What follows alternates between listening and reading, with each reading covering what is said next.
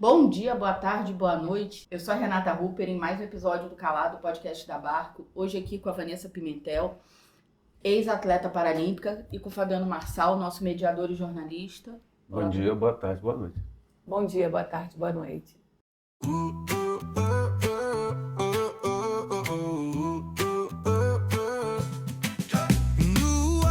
Bom, então essa edição do Calado a gente vai falar sobre acessibilidade. Eu queria que a Vanessa começasse contando um pouco da história dela, né? Afinal de contas, são 19 anos nessa condição. Como é que foi passar esse tempo todo? Como é que está sendo? Não, as pessoas ficam assustadas quando eu falo, para mim é tranquilo. Não, não é tão tranquilo, mas é tranquilo a parte da aceitação, né? Que eu estou nessa condição. Então, as maiores dificuldades são os acessos a locais públicos e até mesmo particulares. Porque, por exemplo, tem lojas abrindo às vezes na cidade e esquece que ela pode também ter um cliente que queira se vestir, né? Que eu acho que esquece desse lado, de um vestuário, tal. Então, o que eu acho legal, tem pessoas que às vezes não é da minha convivência e pensa mais na acessibilidade do que às vezes a pessoa que está no nosso arredor. Então, o que é tranquilo, para mim, é a aceitação de uma pessoa com deficiência. Só não é tranquilo o meu dia a dia nas ruas.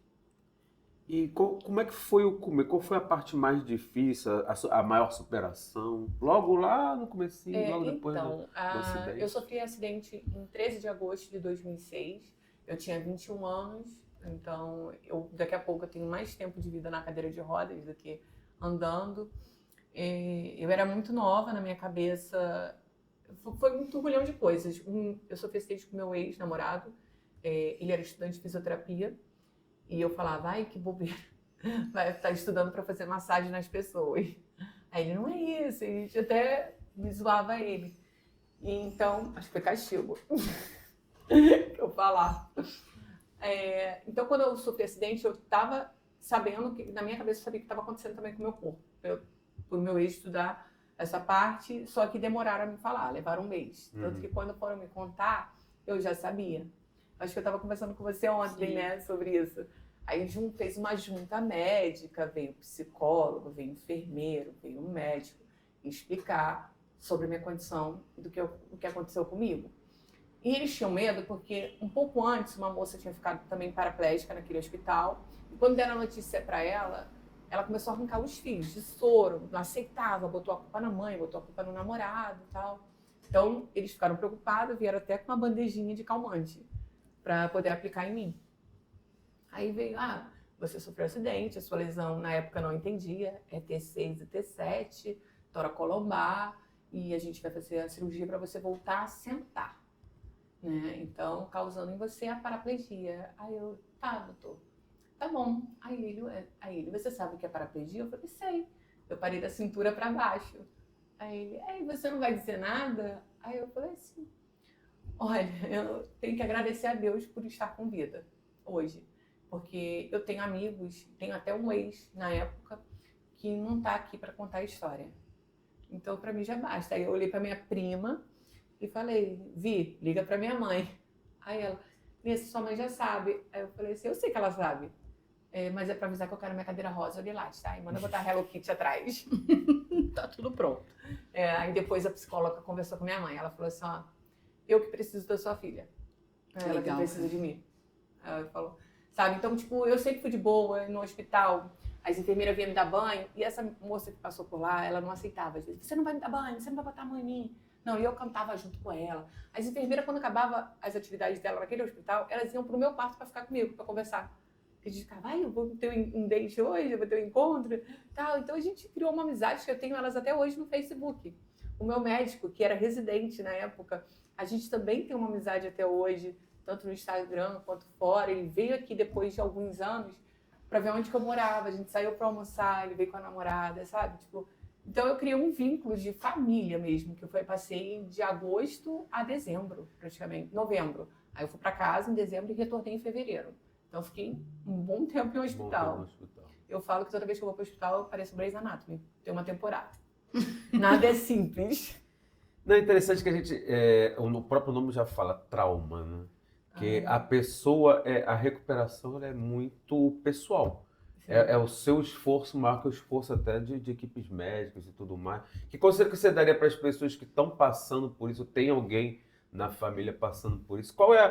Como vencer o trauma? Ah, no caso, você fala psicologicamente? E sim, Então, eu fiz algo que é errado. É não procurar, às vezes, a ajuda de um psicólogo. Que em 2006 era coisa de fresco, né? Vamos lá, era uma coisa... Ai, o psicólogo é pra doido. tinha o não sei o quê. preconceito, né? Então, eu não acho isso legal. Graças a Deus, eu tive uma ajuda muito grande entre minha família dentro de casa, tanto amigos também. Eu tive também namorados, mesmo deitada, tá? 2 anos deitada, mas eu não sossegava, que me deu uma grande força. E então, o que me ajudou muito foi escrever. Na época, eu tive um blog e eu comecei a escrever, me deixa desabafar. Eu peguei até essa hashtag do Vinícius, ele é jornalista aqui na cidade, que é do LN Notícias.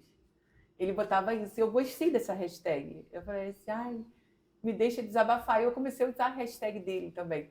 Aí eu escrevi para o RC24, Renata Cristiane, escrevi para o jornal A Chama. O meu blog, por dia, tinha mais de 10 mil visualizações. Aí, com o tempo, foi passando, aí eu comecei mais a escrever no Face, que já tinha uma visibilidade maior.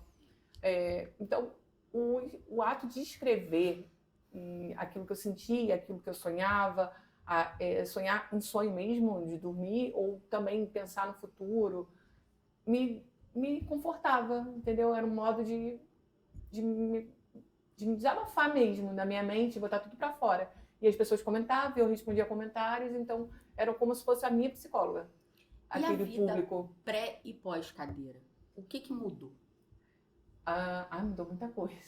Assim, eu gostava muito de praia, para mim uma das melhores praias era a Praia Grande. Ontem eu estava até conversando isso com o Maicon, que é o secretário de urbanismo, e ele falou, a gente tem que dar um jeito de você voltar a descer essa Praia Grande.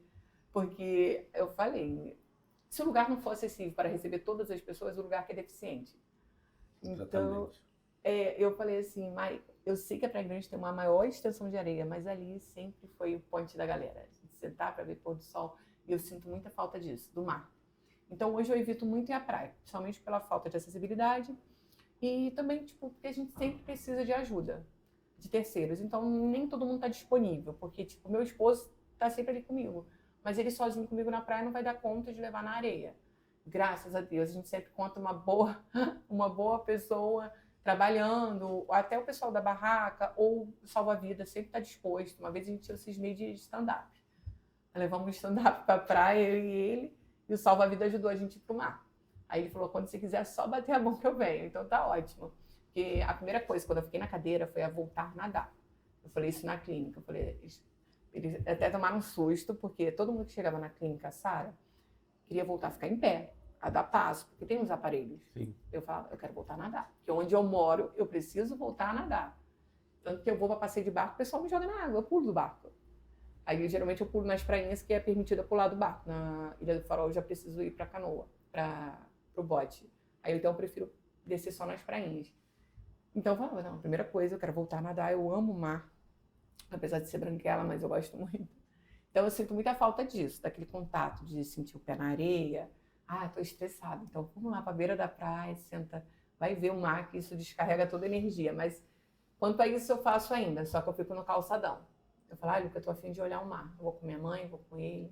A gente fica ali no calçadão para espairecer a cabeça. Sem celular, só olhando a paisagem. Verdade. E o pós, eu continuo fazendo a mesma coisa, só tem mais dificuldade, sabe? Isso.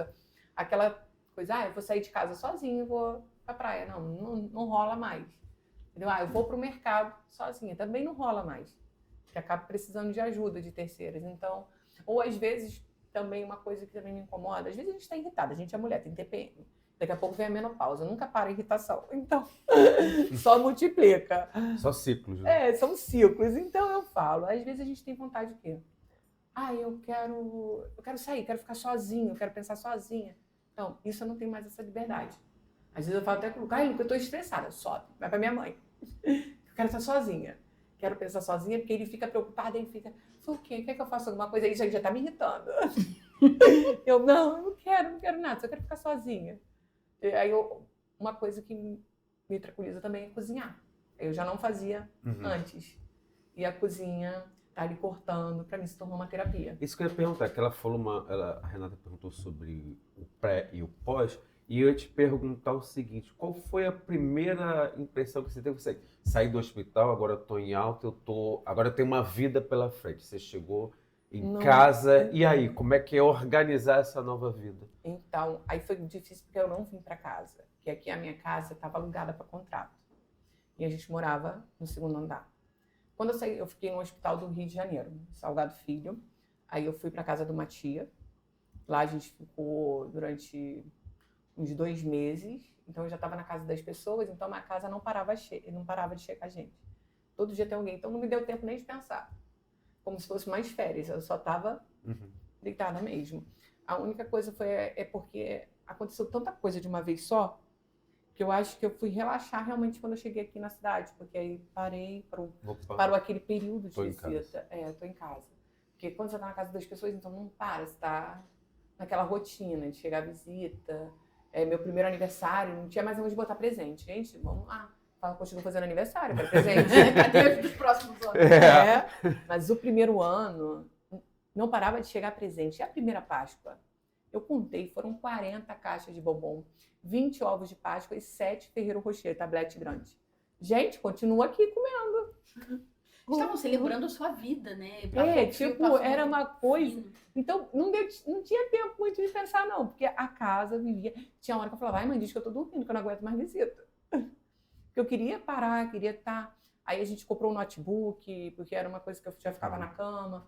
Eu tive muita dificuldade de voltar a sentar. Toda vez que eu sentava, eu desmaiava. Toda vez que eu sentia muita dor. Aí foi aí que eu voltei para o hospital em fevereiro. Aí eu fiz uma infiltração para tirar um nervinho. Mas aquela dor continua intensa, porque eu não tive machucados do acidente. Eu tive da cirurgia, porque eu abri a coluna ao meio, botei uma gaiola para sustentar, que a coluna quebrou ao meio. Depois 2 hastes. Então eu tenho em torno de 1, 2, 3, 4 parafusos, eu acho. Entre 4 a 6 parafusos. Então era muita informação naquela época que não deu nem para eu processar. Então foi aos poucos realmente, tipo assim. Então, você perguntou isso, eu levei muito tempo para chorar. Eu estava na cadeira. Eu fui chorar tomando banho. Porque eu estava sentindo o chuveiro caindo na minha cama. Tinha muito tempo que eu estava tomando banho de leito e aquela rotina, coisa, quando eu sentei para tomar meu banho, eu senti o chuveiro pegar no meu rosto, no meu corpo todo, foi aí que eu chorei. Entendeu? E também quando eu olhei minhas pernas finas no espelho, minhas pernas eram grossas, aí eu não gostei não, então foi mais estética. Mas aquilo, porque eu tô sentada, então... É porque eu não tenho aquela coisa... Do coitadismo. Eu não tive isso. Nem as pessoas me trataram assim. Ai, tadinha, não sei o quê. Sabe? Eu tive... Uma vez eu sofri preconceito, foi com o ex-sogro. Ele não me aceitava por ser cadeirante. Então as pessoas acharam que isso ia me abalar. Mas eu falei, agora eu vou na casa dele, vai ter que me engolir, vai almoçar comigo. Ainda me ajudava a sair do carro. Eu ia. Então eu não me importava que ele não me aceitava. Pelo contrário, fazia ele me engolir seco na casa. Mas ele não aceitava realmente. Ele fez o filho dele terminar. Mas eu acho que uma frase que ela falou é muito importante. A gente precisa mais dela, com toda essa luz, com toda esse brilho sobre todo esse assunto, do que você necessariamente precisa da gente. É verdade. Eu acho que isso é muito forte. E aí ela encontrou no esporte a redenção realmente para reconstruir essa história, e a gente vai saber dessa história no próximo bloco.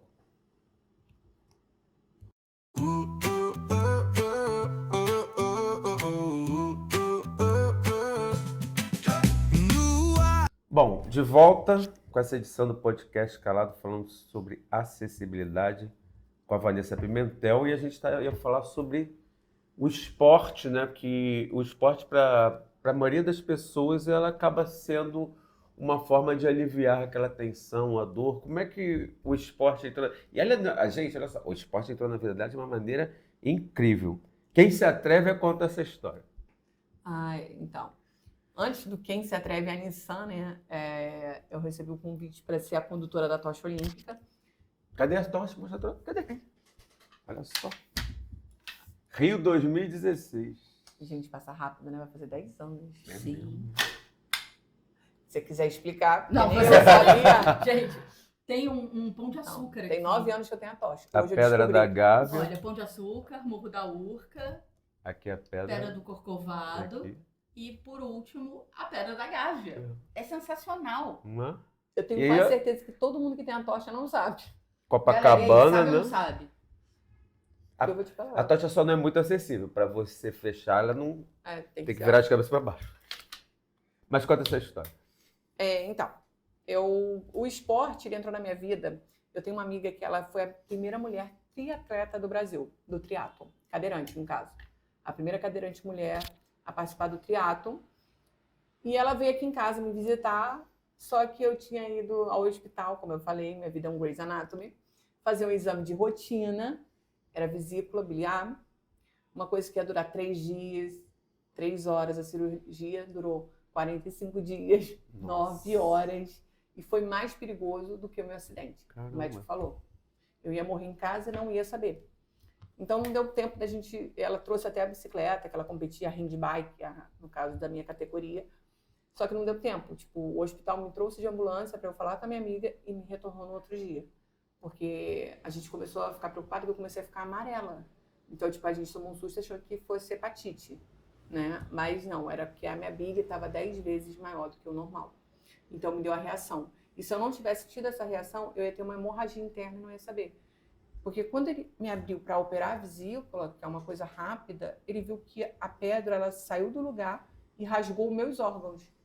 Então, ele teve que abrir a minha barriga, tirar todos os meus órgãos, costurar, colocar de volta, fiquei entubada, fiquei com outra história. Outros cafés. Outro podcast. É. Então, aí ela esteve aqui em casa, aí depois ela retornou com a bicicleta. Ela falou, amiga, você que tinha poucas mulheres competindo com handbike, é mais homem na categoria. Você tem que entrar e tal, tem pouco, a gente tem que fazer essa seleção das pessoas. Eu falei assim, ai não, vamos ver se eu me animo. Então, quando eu saí da cirurgia, eu comecei a falar que eu queria voltar a treinar na academia, fazer alguma atividade física. Porque a dar continuidade daquilo que eu fiz em Brasília, da canoagem, do basquete, para cá ficaria um pouco mais difícil. Então, ir para academia e uma bicicleta adaptada é uma coisa que eu poderia fazer sozinha, sem depender de outras pessoas. Aí eu comecei a frequentar a academia de musculação. Aí, até que eu tomei a decisão assim, mãe, mas eu só quero ficar na academia se eu conseguir ir e voltar sozinha. Porque, tipo, o dia que você não puder, ou meu irmão não puder, eu vou mesmo assim, eu só preciso que me Precisa desça. criar uma rotina. Entendeu? Tipo, cada coisa que eu conquistava sozinha era uma vitória.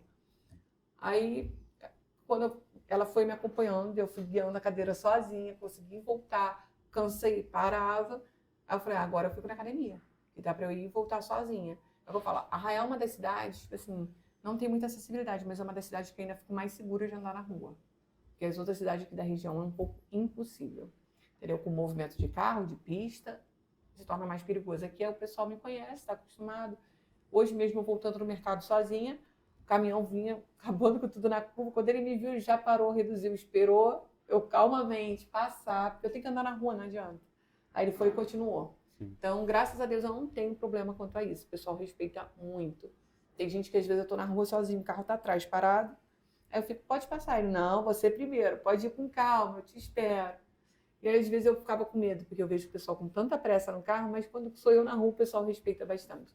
Agora, Vanessa, Sabe? antes de continuar falando dessa questão do esporte, eu queria que você contasse a sua experiência lá no Sara Kubitschek. O Sara Kubitschek, para mim, foi tipo, uma das melhores experiências da minha vida.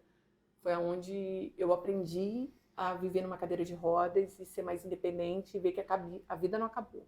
Só se você decidir. Então, ali, conhecendo outras histórias, eu vejo que a minha não era nada. Sabe? Eu via pessoas que eram pintores com a boca, porque não mexia nada. Entendeu? Eu só mexia os olhos, mas estava ali. Sempre arrumada, sorrindo, linda. Sabe? Tipo, a Tuca. A Tuca, para mim, era um dos grandes exemplos. Ela é pintora, ela pinta com a boca. Ela mora dentro do Sara. Depois passa o Instagram dela pra gente ver os trabalhos dela, mostrar pro pessoal. Ela é uma artista, a Tuca. Então, essas pessoas acabam dando força pra gente. Quando a gente acha que a nossa história se fala assim, nossa, mas a sua história e tal, não, gente. Ali pelo SARA, passei pelo SARA, passei pela ACD e passei pela BBR, mas aonde eu criei um maior vínculo, porque eu fiquei quase 2 meses, alguma coisa ali, é onde, tipo, eu vi que eu podia ser eu mesma, assim, sabe? Tipo assim, não, porque às vezes a gente acha que vai ter uma nova vida, vai ter que construir uma nova história. Não, eu podia continuar a minha história, sabe? Continuar a minha vida, ser eu mesma, continuar sendo a Vanessa que era, entendeu? E eu continuo, tipo, brincalhona, todo mundo, aonde eu vou, brinco, faço um humor com a minha deficiência, apesar de ter hoje um pouco mimimi, mas eu não tô nem... É a minha deficiência, então me processo pela minha deficiência. Agora, teve um momento aí de muita maquiagem, pelo que eu fiquei sabendo, né? Isso. Como é que é isso? É autoestima? Eu acho que foi. Eu acho que foi. Assim que eu sofri acidente, até pra praia eu queria passar maquiagem. Eu não ficava sem, eu não sei se é porque no meu interior, eu poderia estar me sentindo um pouco mais para baixo, estar na cadeira, então eu queria estar sempre de cabelo feito, eu comprava lente de contato, ai, que cafonice hoje em dia, mas tudo bem. Mas era tipo 24 horas maquiada, acordava já maquiada. E isso danificou bastante a minha pele, porque tampa os poros. Eu cheguei aos 40, então eu vivo de protetor solar, eu só vivo fazendo nutrição. Vamos combinar uma coisa aqui, o início dos anos 2000, que foi mais ou menos essa época, também foi uma época sofrida para maquiagem, né? Aquelas sombras azuis que vinham aqui. Exatamente, que não esfumava. Hoje, quando eu me maquiei, é um douradinho, é uma coisa, um bronze, só um delineado às vezes, sabe? Mas aquela época era o azul, gente, a cada foto, cafona. Depois eu mando uma foto pra eles e ele bota aqui. Vamos perdoar, que a época não ajudou. Vamos você ter uma base, mais ou menos, eu vou mandar uma foto, aí você bota aqui, ó. Tá. Não, e vamos falar sobre o seguinte, aqui atrás de mim, gente, tem um monte de certificado de quê mesmo? De maquiadora, eu fiz. Olha o contraste. Exatamente. Eu fiz com a Andressa, eu fiz até pela MAC, um workshop de noiva. Mas é porque, eu vou te falar, eu acho muito caro esse negócio de maquiagem. R$150 para durar 1 horinha, 2 horas. Não, tipo, no mínimo, numa base aí. Então, o que eu fiz? Eu fiz curso, porque teve uma época que eu fui chamada para ser madrinha de geral de casamento. Era roupa, era cabelo e tal. Então eu fazia tudo em casa, até a unha. Que aí já economizava, ficava só no presente. Entendeu? Porque tudo é um custo muito caro. Eu falo para meus amigos, tipo, eu sou casada há 7 anos, não tenho filho, não tenho pretensão também de ter filho. Não é porque eu sou cadeirante e eu não posso. Eu tenho amiga na cadeira de roda que parece uma preá. Mais de 3. Eu falo, filha... E eu tenho amigas que estão tentando, que tem problema para ter filho, mas não é por conta da deficiência, porque tem cisto e tal. Mas também tem esse lado que a deficiência também complica, né? Quando eu sofri acidente, eu procurei o médico. Falei, posso ter filho? Aí ele falou assim, pode, mas aí, com 25 anos na época, ele falou, vai ser como se você tivesse 35. Então, hoje com 40 já é como se tivesse 50. Acredito que há uma dificuldade muito maior e às vezes eu acho que eu não posso mais, entendeu? Mas a vida de um cadeirante é muito cara. Então, a gente acaba economizando em muita coisa. Então, eu falo para Lucas, se eu fosse tetra, ele que estava fazendo curso de maquiagem para me maquiar. É por aí. Entendeu? O marido eu já vi. O marido de uma pessoa com deficiência fez o curso. Negócio de unha para arrumar a esposa. Pô, legal. Para maquiar e arrumar a esposa. Eu não sei se é brasileiro, mas eu vi uma história assim. E preconceito nos relacionamentos? Você tava falando que desde a cama você já tinha namorado... Já, eu não tive preconceito nenhum, não. Arrumei qualquer um. Tô sabendo até que choveu mais na horta depois. Então, quando eu andava, eu era encalhada. Quando eu andava, eu era encalhada. A cadeira, eu acho que virou um sex symbol. Entendeu? Um símbolo sexual pra essa turma aí. Porque, tipo, olha, eu não parei, não. Até que a mamãe mandou parar. Se aquieta, né? De 2010 pra cá, tanto que eu casei com um uruguaio, né? Só arrumava gringo. Como é que foi? Foi um finlandês? Foi, arrumei um da Finlândia, arrumei um da Inglaterra, aí depois veio o chileno, aí o argentino eu já namorei. Essa turma aí eu namorava na rua, né? Mas o argentino eu namorei em casa, a gente namorou uns 3 meses. Aí ele foi embora em outubro. Aí em março eu conheci o Lucas, do Uruguai, mas o Lucas tem família em Cabo Frio, né? O Lucas é uruguaio brasileiro, né? A família dele é brasileira e uruguai. Ele nasceu em Santa Cruz do Sul, mas foi para o Uruguai com 2 aninhos de idade. Então, ele é alfabetizado em Uruguai, em espanhol. Gente, vocês não estão entendendo, ela foi Ring Girl. Vamos contar um caso aqui, né? Conta essa história. Então, Ring Girl, para quem não sabe, é aquela moça com a plaquinha. Já Nesse de cadeira, momento, a né? Já, edição vai passar uma foto aqui Isso. embaixo em algum lugar. já cadeirante. Né? Já na cadeira de rodas. Quando eu recebi o Como é que é isso? convite, como é que é o nome dele? Eu esqueci, tem tempo, foi em 2015, tem 10 anos. Ele mandou mensagem, ele falou assim, eu queria te convidar para ser a nossa Ring Girl e tal.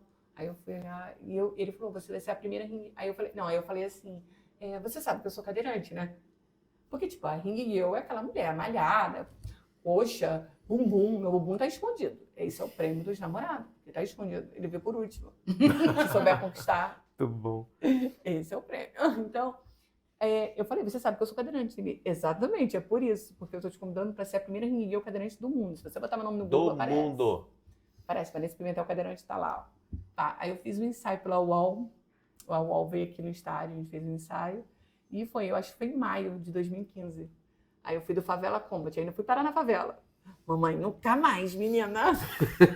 Mas ela ficou mais assustada, porque, tipo, as pessoas às vezes falam na favela, tem medo, né? Pô, Foi em qual comunidade?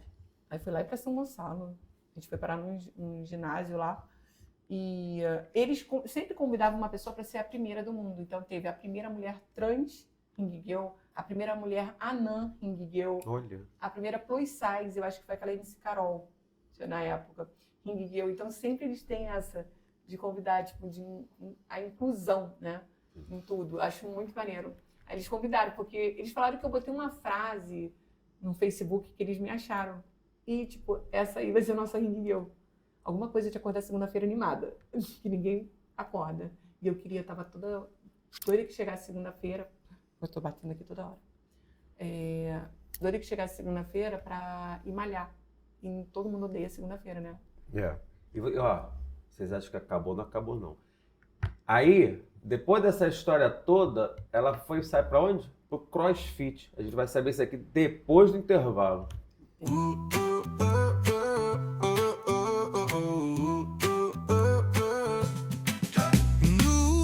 Bom, de volta aqui com o podcast Calado com a Vanessa Pimentel e hoje com a participação da nossa presidente Renata Rupper. Aliás, ó, que honra, a primeira vez que ela participa especial do episódio completo aqui.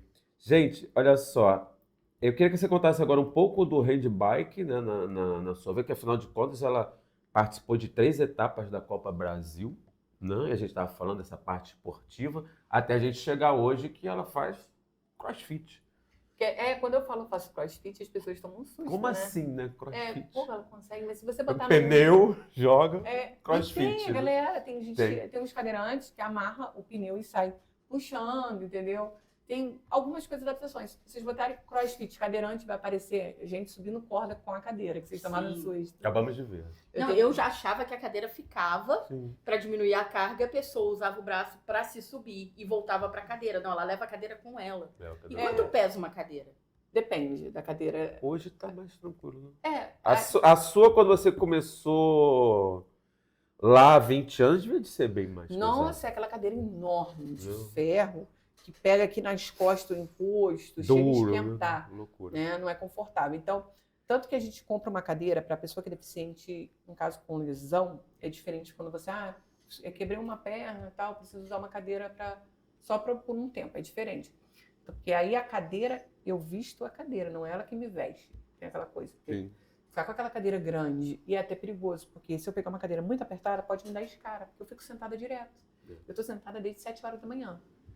São 3h13. Então, tipo, imagina eu sentar em algo que vai estar me machucando, vai criar ferida. Né? Aí, uma pergunta... Qual o peso da cadeira? O peso da cadeira varia. A minha pesa em torno de 12 quilos, é de alumínio. Essa atual. Mas tem cadeira que pesa menos, a Pantera é 8 quilos, mas infelizmente no meu orçamento não cabe. Mas vamos pensar numa primeira vez você fazendo um exercício Isso. de suportar seu peso numa corda. Não, ainda não cheguei. Mas pensa e ainda levar a cadeira. Levar a cadeira. Então, se eu pegar uma cadeira dessa de começo, de lesão, não rola. Porque ela pesa de quase 20 quilos. Que nem ou mais. Quando você falou do handbike, quando você treinava, a bicicleta tinha 25 quilos. Exatamente. Eu tinha que levar o meu peso e o peso da minha bicicleta. E a gente que é cadeirante, a gente não pode se acomodar, não, porque a gente tem que suportar o nosso peso para transferência, tocar a cadeira. Então, eu não posso engordar, não é pro, que você quer ficar shape e tal. Não, gente, é impossível. Imagina eu ficar gordo, meu marido é pequeno, ele tem que me ajudar e Isso eu vai me trazer uma acomodar. curiosidade, que a Vanessa é super alta, né? A gente Sim, vê ela sim. na cadeira, a gente, putz, tá aqui todo mundo na mesma altura. 1,84 m. Exatamente. Eu tenho Quanto de perna? 1,15 de perna. Olha. Ela de perna ela tem quase que eu tenho de altura. Vamos deixar isso baixo? Vamos deixar isso quieto. E aí, como é que foi assim escolher o handbike? Teve Foi outras a minha amiga. opções? Não, então, teve. Só que para escolher aqui em Arraial, para eu poder treinar sozinha, foi a melhor escolha. E mais ou menos, porque aqui não tem uma ciclovia. Sim. Tem isso. Então, o treino da handbike, às vezes, nossa, mas você pode dar a volta na Arraial. Não posso. Porque o treino da handbike é 20 km de aquecimento. Entendeu? Caramba. E Você já chegou em Cabo Frio. 20 km de aquecimento. Aquecimento, porque a gente precisa aquecer para pegar força, é tipo uma remada. Então, quando o braço está aquecido, ali a força está Você aquecida. teria o quê? Só a reta aí da Praia Grande? Não, então, a volta Basicamente, na né? cidade tem 5 km. Foi o que eu falei, você chega em Cabo Frio. Cabo Frio tem 10, né? Daqui a lá, acho que é 13, né? Então, aí o treino varia de 60, 40. A gente treina até 100 km na handbike. Gente. Tem gente E que vai você assim. treinava quanto? Então, eu geralmente ia para o rolo, né? Aí eu peguei... O CrossFit eu conheci até nessa época, não foi agora. Porque a minha bicicleta não tinha chegado ainda, então eu precisava criar força porque ela vai chegar em cima da hora para eu competir.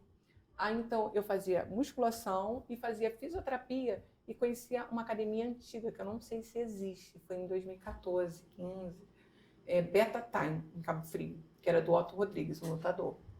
Eu acredito que foi a primeira academia de CrossFit lá em Cabo Frio. Na época eu só conhecia essa. Então a Roberta, ela falou, não, a gente pode adaptar. Então ela me deu mais bolas pesadas para ficar jogando no alto. Corda, eu pego a corda, aquela de marinheiro naval, bate no chão. Eu precisava criar fortalecimento nos meus músculos, força. Na academia eu pegava o transport, um aparelho que a pessoa fica em pé, né, se movimentando para segurar, tipo, naquelas barras e ficar empurrando no pesado. Porque eu precisava criar essa força que eu não tinha na cadeira. Tanto que eu fui competir, eu tinha uma semana de handbike. Eu ainda não sabia nem passar a marcha direito. É uma bicicleta difícil de andar? Não, é normal. O negócio é o freio. Tipo, o freio não. O negócio é você voltar para trás, daí dar a volta, pensa. Porque ela é super comprida. Ela tem quase uns 2 metros de tamanho. Então, para você ficar dando volta, tipo, me arrependi, vou voltar. Não é igual a bicicleta, você pega e gira. Então, eu sempre tava de luva, a luva completa, porque eu botava a mão no chão, às vezes para dar ré, para não precisar voltar. Né? Agora, quanto ao freio, na mão, nas 2 mãos tem, e marcha. Né? Aprender a passar marcha leve, pesada, isso aí foi tudo me adaptando. Mas Isso é normal, você pedalar, competiu em três etapas? Isso. A etapa foi são 4 etapas. Engraçado, onde eu não tive condições financeiras para ir, porque precisava de um carro para levar a bicicleta, foi em Niterói. Eu fui, olha isso. Eu não consegui. Infelizmente, o esporte mais valorizado é o futebol. Então, para desporto, menos valorizado ainda. Então, na época que eu estava no esporte, eu não tive apoio de prefeitura. Então, engraçado que é o que mais traz medalha para o país, né? Como é que pode? É o esporte paralímpico. Pois é. É o que mais tem. O pessoal aqui traz E tão pouco investimento, tão pouco recurso. Não tem, não. Aí eu fui para Santa Catarina, teve a etapa de Santa Catarina, em Aracaju, Brasília, e a última foi em Niterói. Aí eu não fui, mas as meninas vieram aqui para casa, a Jade foi para Olimpíadas, a Jade, ela esteve nas Olimpíadas, e a Dani está morando agora na Flórida. Ela é a primeira mulher triatleta do cadeirante no Brasil. Ela participa e ela corre tudo por lá. Tem uma corrida que é em busca da lesão medular, cura. É o World Run, alguma coisa assim. Que ela sempre está participando, ela é sempre convidada. E a Dani é interessante, que ela é tetraplégica. Só que a lesão dela não é completa, ela tem um pouco de movimento, eu acho que a categoria dela é H2, mas ela passou para H3 pelos movimentos que ela tem. Ela compete com paraplégico, porque tem as categorias handbike. H1 é um tetraplégico, que tem pouca força, mas consegue pedalar. Mas o pessoalzinho é forte, você tem que ver. E tem o H2, que é o tetraplégico, que tem um pouco mais de força, aí vai. Aí o H3, que é a minha categoria, são de paraplégicos, mas sem muito equilíbrio de tronco. E o H4, geralmente é a pessoa que é de nascença cadeirante. Ou também tem aqueles cadeirantes que já, mesmo com lesão, é muito forte, tem muito tempo de lesão medular, tem um bom equilíbrio de tronco. E geralmente até não, H5, a handbike, eles pedalam ajoelhado. Caramba. Não é deitado, a minha é deitada. A H5 é ajoelhado, de frente. Teve eu lembro o Marcos, eu acho que é Marcos Moura, uma competição foi em Santa Catarina. Ele pedalou com um pedal só, porque o outro quebrou. E um braço só. É muita superação. É surreal a força. E tem as outras bicicletas, porque a gente fecha um hotel e fica os atletas de paraciclismo. Aí tem a Thunder, que é para cego. Aí tem as bicicletas adaptadas à pessoa que é amputada da perna. Tem a galera. Tem bastante gente, a música incomodando. Hoje você Peraí que eu não... vou usar esse gatilho para uma coisa que eu falei que eu ia fazer. Sobre todo esse conhecimento sobre acessibilidade, eu queria te fazer um convite oficial para escrever no blog da Barco sobre tudo isso, sobre todo esse conhecimento, para a galera poder acompanhar essa história, né? Quem se atreve? Agora, Vanessa, e aí? Vai aceitar o convite? Espera. A gente ia começar outro assunto. Porque é justamente para ajudar essas pessoas vamos que estão nos assistindo, que tem histórias Meu igual cachê é muito caro. Meu cachê. Agora, falando... A Maria. Ela tá querendo roubar minha cachorra. A caixa. Agora tem um pequenininho. Não, então, eu acho que o pequenininho, né? Ela já tem a Maria, que está acostumada. Então, Isso. eu vou ser até humilde. Mas assim que a Maria cruzar, eu vou te dar um filhote. Isso aí, tá vendo? Ó, vão pra tá casa gravado, do Ronaldo, hein? vão pra sua casa, Tá vão gravado. pra casa de Iron. Vai ficar seus netos tudo em volta. Meus netos vão tudo ficar tudo em em volta. Tá tudo certo. Vanessa, como é que é a sua rotina hoje de exercícios físicos? Você não compete mais, né? Não. Mas ainda tá no CrossFit e tudo mais. Como é que é essa rotina semanal? Então, eu fui largando o esporte pela falta de apoio, né? Porque o esporte, ele é muito caro. Até a gente, para malhar, você já falou que chega a caro. 200 mil uma então, bike dessa? Na minha época, estava em torno de 50 a 70 mil. Hoje, eu fui pesquisar a Carbon Bike, a The End, a Quick, está em torno de 150 a 200 mil, porque você vai adaptando. É você comprar ela crua, igual um carro. Sim. Aí é o pé de vela, é a roda, e vai. Entendeu? O meu capacete, eu até dei para uma menina, foi R$600 um capacete. E tem que ter. E na handbike, as categorias são por cores de capacete. Meu capacete tinha que ser branco. Eu tinha comprado na época capacete preto e vermelho. Nossa, que cor horrível, né? Né, Ronaldo? Que cor horrível! Aí agora a gente pergunta, você torce pra que time? Não, mentira. Eu fui atleta do Vasco. Olha! Minha primeira bicicleta que me deu foi a Turma da Fusarca. Olha só. Eu fiz um vídeo, aí tinha um bandeirão do Vasco atrás. Aí eu falei assim, galera, eu tô querendo uma bicicleta, eu preciso de ajuda. Esqueça a bandeira do Vasco, aceita do Flamengo, Botafogo, qualquer um que vier aí, ó. E aí o pessoal da Turma da Fusarca, é uma torcida organizada, se juntou, essa galera de Cabo Frio, se juntou para fazer uma rifa. O Marcel da Suedini, lá de Cabo Frio, Suedini Esporte, ele pegou uma camisa da loja, autografou todos os jogadores e fizemos uma rifa. E quem ganhou foi um flamenguista. Caramba. Olha isso. Quem ganhou foi um flamenguista. Aí os jogadores autografaram a rifa e compramos a bicicleta. Aí chegou, eles me entregaram. Tem a foto, depois eu vou mandar. Como é que é essa rotina de treino, então? É todo dia, algumas vezes na semana? Então, pode, não pode? Como é que monta uma programação de treino para a pessoa portadora de... Não, é normal. Normal. Depende.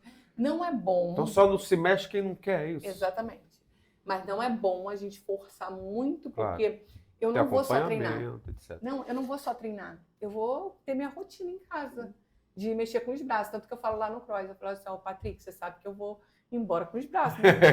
Tem dia que eu falo, Lucas, vem me buscar, que eu não tô aguentando.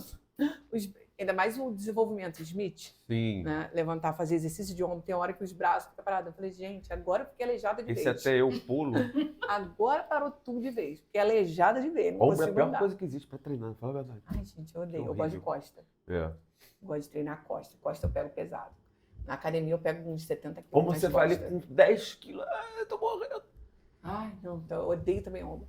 Então, tipo, tem a rotina, né? Tipo, no CrossFit, eu tô fazendo pela manhã.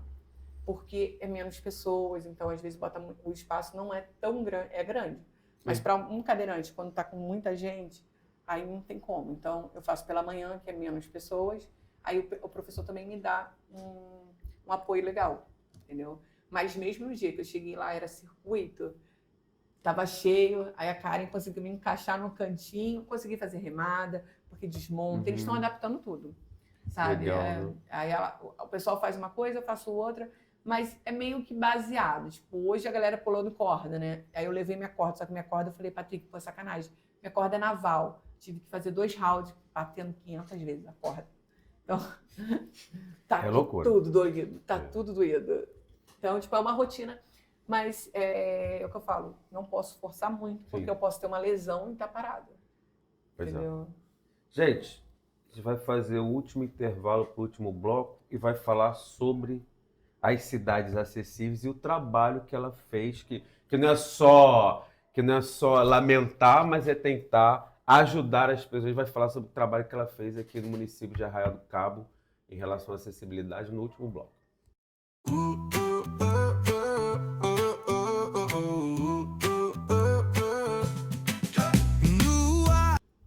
Gente, que prazer está sendo participar dessa edição do Calado aqui com a Vanessa Pimentel, a nossa presidente Renata Rupper, falando sobre acessibilidade.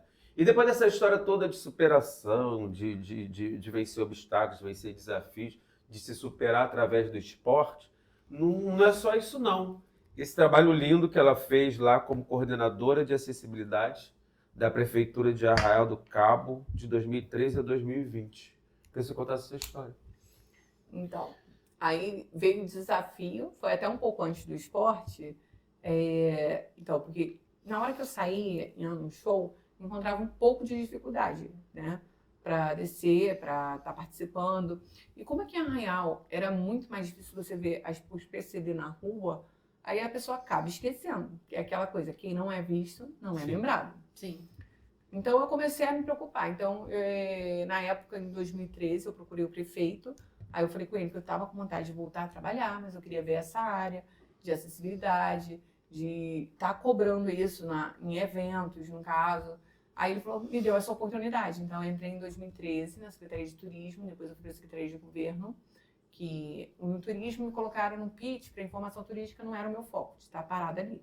Eu gosto de estar fazendo alguma coisa. Aí eu fui para a Secretaria de Eventos do governo, então eu sempre estava ali cobrando. Tem uma história aqui, nessa foto, que foi do Arraial Fan Fest 2014, da Copa. Foi engraçado. A primeira coisa que eu cobrei, porque foi na Praia Grande. Então teve uma tenda enorme, foi na areia e tal. Então, tipo, como é que eu vou ficar lá embaixo? Aí eu falei assim, ó, a rampa. Eles, não, a sua rampa já está separada e tal. Tudo, para a pessoa ficar lá. Eu, então tá ok. Quando eu cheguei no primeiro dia, aí eles, porque foi muita correria, não deu tempo de coisa a rampa, mas a gente desce. Eu só desço na rampa. Vocês não fizeram tudo? Vocês podem botando a rampa aí que eu vou descer. Amanhã eu quero essa rampa aí, ó. Senão eu não desço. Aí no outro dia, 6 horas da manhã, então eles me mandando foto. A rampa tá lá. Agora, a Praia Grande, ela é complicada, é difícil. Isso aqui é na Praia Grande. Porque a distância entre a calçada e o mar é muito grande. Não, ali é surreal. Tipo, e areia é fofa. Sim. Porque se fosse uma areia, aquela tipo, molhada, né, que fica durinha, Praia dos Anjos geralmente é assim. Aí dá pra você até com a cadeira, em certo ponto. Mas a areia da Praia Grande é fofa, até pra quem anda. Então, pra cadeira, é impossível. Eles botaram uma placa de MDF e tinha um piso também, que era, não sei, eu acho que era alumínio aquilo. Que aí a pessoa ficava tranquila, ficou super acessível. Os shows, a mesma coisa. Até que eu tive uma ideia. Eu não só comecei a cobrar. Na época eu perdi os meus vídeos. Vocês tinham essa foto eu entrevistando o Rogério Flauzino e uma no palco com a Preta Gil. Eu não só cobrava acessibilidade, por quê? Você trabalha na Secretaria de Eventos, você recebe os e-mails que os cantores exigem que esteja no show. Sim. Até o tipo do microfone, as frutas, o que eles querem no camarim, o que eles querem comer, tudo. Sim. Né? E a única coisa que não vinha nos e-mails era cobrando se tinha acessibilidade no show deles. Aí eu conversei com o meu patrão, na época, o secretário. Eu falei assim, eu queria saber se eu posso entrevistar eles também, mas sobre acessibilidade. Então, eu só tinha 2 perguntas a fazer. A primeira pergunta, eu era estrategista, eu fiz assim, eu queria saber se vocês recebem pessoas com deficiência no show de vocês, tal. Aí eles, nossa, a gente recebe bastante, que não sei o quê, recebo no camarim, aquela coisa. Aí quando eu chegava na segunda pergunta, todos eles responderam a mesma coisa. Agora eu quero saber, tipo, a gente sabe que vocês mandam um e-mail quando vocês vão fazer um show, exigindo as coisas do show, tal, do palco. Eles, sim, vocês exigem também acessibilidade? Aí eles, tipo... Aí eu lembro que vários deles falavam assim, ó, você agora tá responsável disso. Eu nunca parei para pensar. Todos eles falavam a mesma coisa. Eu fui levando isso pro meio artístico. E para nomes grandes, foi o Sambô, Rogério Flauzino, Jota Quest, Preta Gil, teve mais quem? Teve Fábio Júnior, Lulu Santos, tanta gente. NX0. O NX0, o Rogério Flauzino, foi das pessoas que eu mais gostei na época, de Ferreiro ele. Que eles conversaram comigo numa naturalidade, aí ficava me perguntando coisas que nem eu tinha participado. Você já participou da Caminhada Superação? Tem em Cabo Frio, tem em Minas, não sei o quê. Porque lá eles são adaptados. Eles sabiam de coisas que nem eu sabia, como cadeirante. E eles se interessaram mesmo pelo caso, sabe? Eles são muito de boa. Mas eu peguei um mundo artístico bem longo aí, foi até 2016, num eventos, mais ou menos. Aí toda vez que tinha show, eu entrevistava Cassiane, o Chris Duran, que é da França, e eles sempre a mesma resposta. A gente nunca perguntou se tem acessibilidade no show. Hoje, né, Renata, hoje a gente tem até um pouco melhor isso, os editais que a gente participou, todos eles exigem que a gente inclua como é que vai ser toda a parte de acessibilidade do evento, então CCBB, Vale do Rio Doce, Caixa Cultural. Eu acho que agora está começando, ainda está devagar, mas a gente está começando a viver mais uma realidade mais inclusiva, né? É porque a acessibilidade não é só para o cadeirante, não. Né? Existe acessibilidade transitória, né? A pessoa está lesionada, um carrinho de bebê. Sim. Existem muitas outras Toda a questão, parte sensorial que você faz questão que a gente inclua também nos projetos. Sim, a questão do autismo. Eu sou autista, então... Você conversou comigo. Eu acho extremamente importante existir esse cuidado com as questões sensoriais, porque existem muitos eventos que são interessantes, mas que eles não são neuralmente adaptados às pessoas que têm essas necessidades. Então eu acho que é extremamente importante sempre pensar nisso. Isso pra gente é sempre pauta. Esses dias eu comentei com você, né? O O do barco é de organização, é de cuidar de toda essa parte. E eu acho extremamente necessário ouvir tudo que você tem para dizer.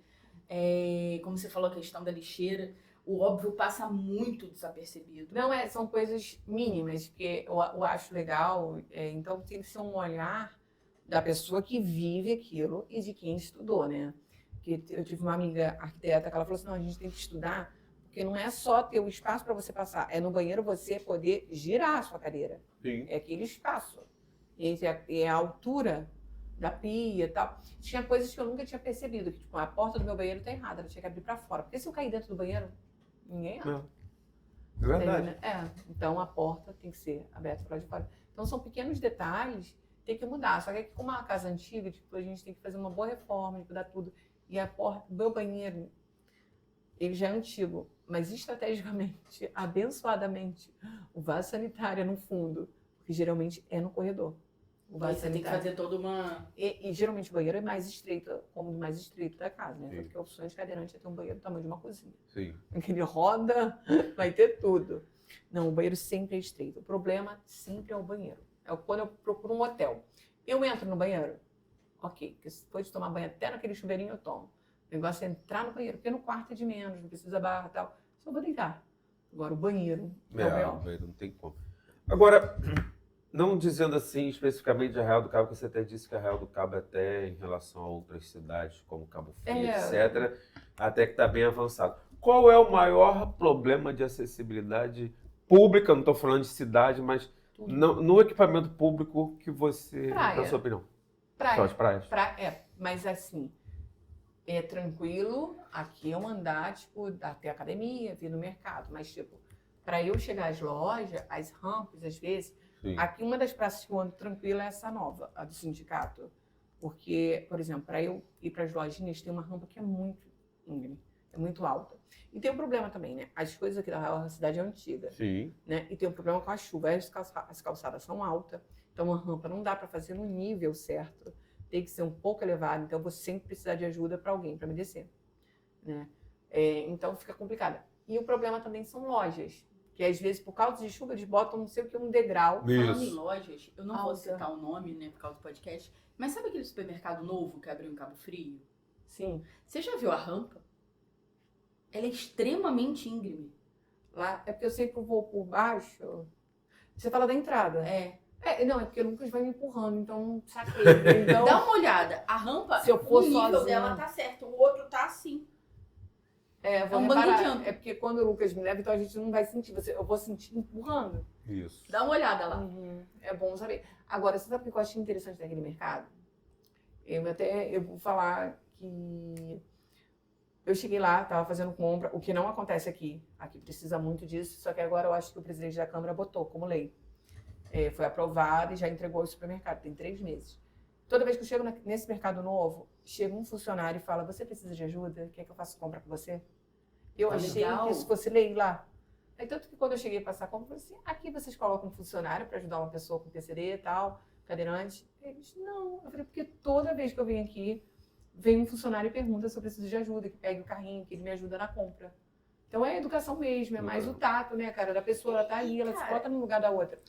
Eu morei muitos anos fora, né? Nos Estados Unidos e no Canadá, existe um carrinho acoplável à cadeira de rodas. Ele é baixo, completamente baixo, ele é mais amplo, e ele tem dois pedacinhos que você prende no eixo da cadeira e você faz sua própria compra.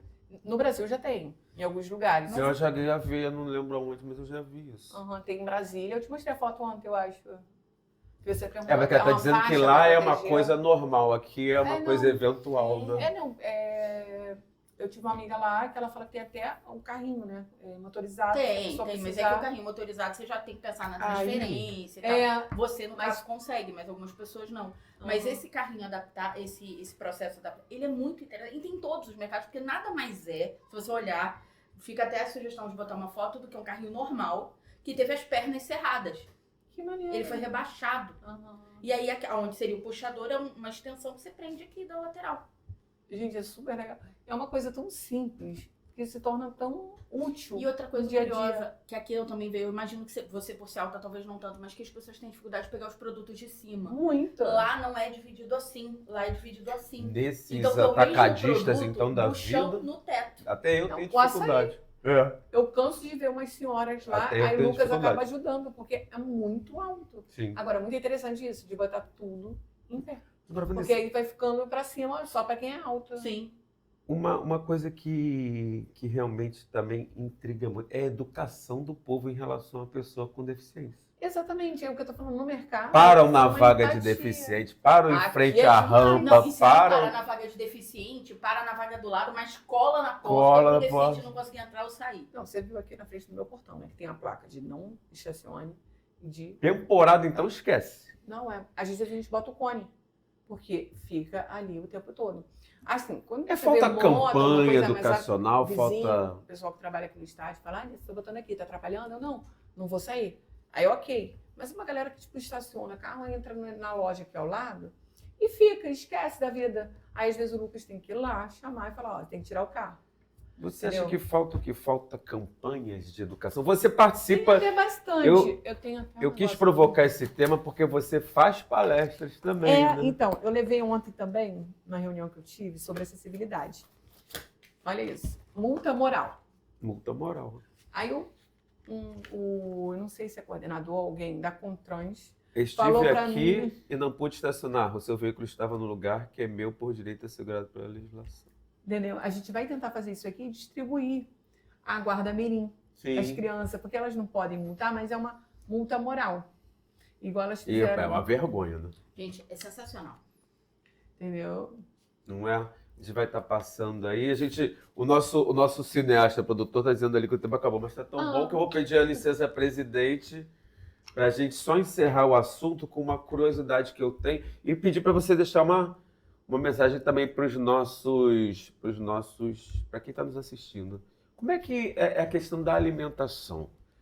Tem alguma mudança? Porque tem uma questão toda de remédios, de medicamentos. Não, muda não. alguma coisa Minha normal? medicação é a bexiga, eu tomo Retinic, que evita ir ao banheiro Isso, por mais tá vezes, tal, que resseca um pouco. Eu sempre estou bebendo um pouquinho de água, não posso beber muita, porque eu uso sonda descartável. Eu não fico com aquela sonda de uso, eu uso descartável. Eu faço xixi a 4 ou 6 horas, depende do líquido que eu tomar, né? Da quantidade de líquido. Então, é tranquilo, assim, quanto a isso de alimentação, é porque para não engordar, eu evito muito fast food, não deixo de comer, só evito, entendeu? Tipo, não vou ficar pedindo. Eu tive um problema muito sério, que eu pedia praticamente, era viciada numa pizza aqui em Arraial, de morango com chocolate e 4 queijos. Nossa. Então, eu pedia sempre, sempre. Eu comi tanto queijo que eu tive problema na vesícula. Mas não precisava nem estar nessa condição, né? Tanto queijo que o negócio estreitou para mim. Então, é um cuidado que todo mundo tem que ter. Né? E a atividade física, porque eu não tive ansiedade no meu acidente, fiquei 2 anos acamada, mas eu tive ansiedade com a pandemia. Eu ia falar sobre isso, a pandemia. Entendeu? Então, a pandemia prova me deu de fogo, não? Exatamente. Eu achava que a ansiedade era frescura. Não, isso é frescura. A pessoa, não consigo entrar nisso, não consigo fazer isso, porque eu tô nervosa. Não, isso é frescura. Até você passar na pele tudo isso. Entendeu? Então, o esporte, eu falei, eu tenho que voltar pro esporte, eu fui pra academia e isso me ajudou muito com a ansiedade. Tô nervosa, vai pra academia. Tem bastante peso para você puxar. Sim. Mas questão de alimentação é mais pela estética, para manter... Então, gente, a mensagem que deixa é mexa-se. Mexa-se. Movimentos. Gente, quem curtiu o bate-papo com a Vanessa, ela a partir de agora vai estar no blog com a gente, uma vez por semana. Então sigam o papo, sigam ela nas redes sociais. É isso aí, obrigado pela participação de todos vocês. Obrigada por nos receber na sua casa. Parabéns por essa cenário diferente no podcast hoje. linda pra quem história. Não tá assistindo. E até o próximo. Vai. Valeu.